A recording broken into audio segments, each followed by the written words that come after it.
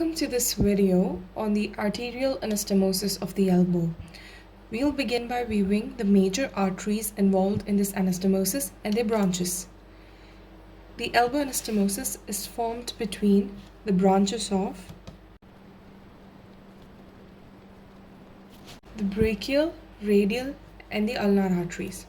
First, we'll start by looking at the branches of these arteries which take part in the anastomosis. The brachial artery, as we all know, it is a continuation of the axillary artery and it gives out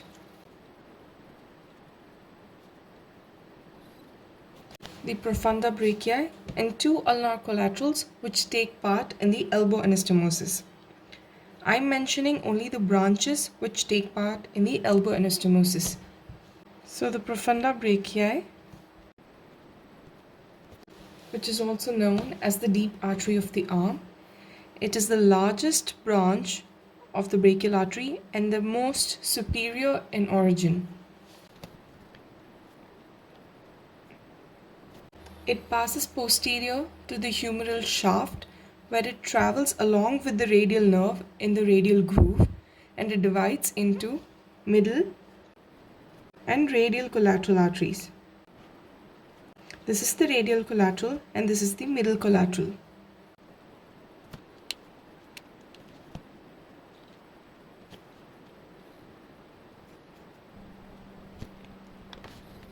The next are the two ulnar collaterals.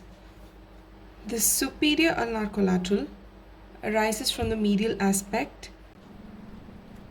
and it travels posterior to the medial epicondyle, where it accompanies the ulnar nerve.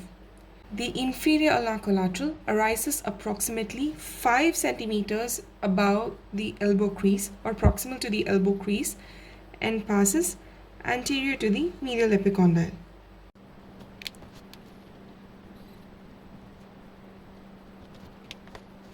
The brachial artery continues and divides into radial and ulnar arteries. The only branch of the radial artery taking part in the anastomosis is the radial recurrent. The branches of the ulnar artery taking part in the elbow anastomosis are the common introitious and two ulnar recurrent branches.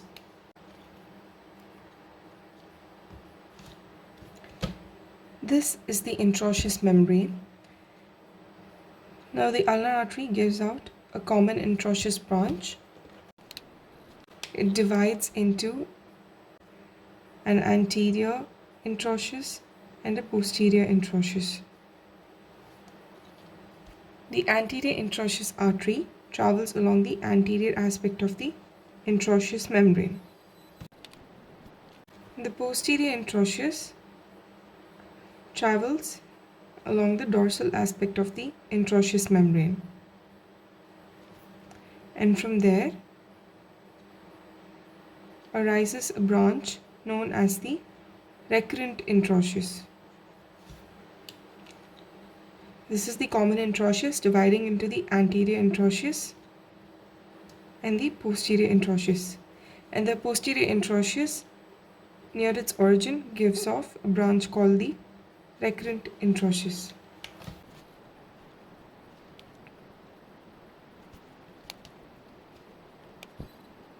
This recurrent introitious branch travels behind the elbow joint and takes part in the anastomosis. Two ulnar recurrent arteries arise from the ulnar artery: an anterior ulnar recurrent artery and a posterior ulnar recurrent artery.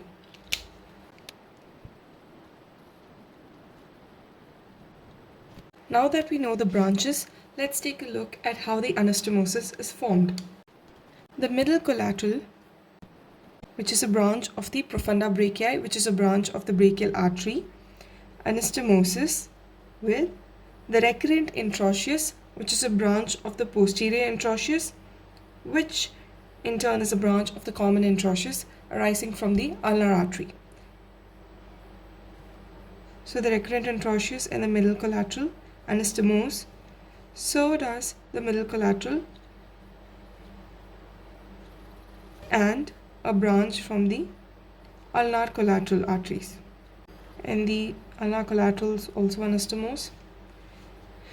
Now the radial collateral anastomosis with the radial recurrent.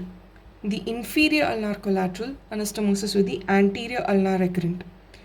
The superior ulnar collateral anastomosis with the posterior ulnar recurrent. This is a summary of the arterial anastomosis of the elbow. As you can see, the major vessels are the brachial, radial and the ulnar.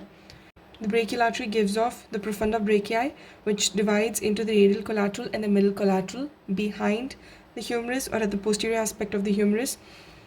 And then it gives two ulnar collaterals, a superior ulnar collateral and an inferior ulnar collateral. The superior ulnar collateral travels behind the medial epicondyle. The brachial artery goes down, divides into the radial and the ulnar arteries.